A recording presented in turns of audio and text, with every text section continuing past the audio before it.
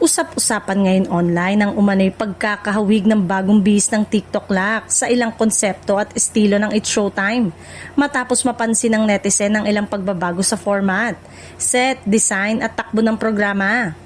Ayon sa ilang viewers, may mga bahagi umano ng revamped version ng TikTok Lock na tila kahawig ng energy, segment, transition, audience interaction at comedic banter na matagal nang nakikita sa It's Showtime.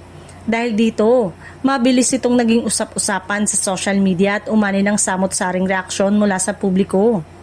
May ilang netizen ang nagsasabing posibleng inspire lamang umano ang programa sa mga elementong matagal ng epektibo sa noontime television.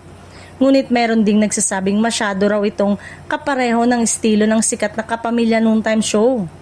Ilan naman sa nagtanggol sa TikTok Lock at iginiit na normal lamang sa industriya ng telebisyon ang pag-adapt at pag-refresh ng mga konsepto upang mas makahikayat ng mas maraming manunood.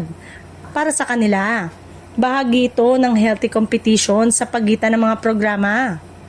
Gayunpaman, hindi napigilan ng ilang netizen na ikumpara ang ratings at impluwensya ng dalawang programa.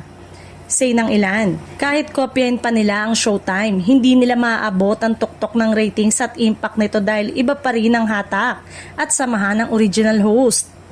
Sa ngayon, nananatiling tahimik ang pamunuan ng TikTok Lock hinggil sa issue, ngunit sa kabila ng mga intriga, masasabing epektibo ang kanilang pagbabagong bihis dahil muli itong naging sentro ng usapan online.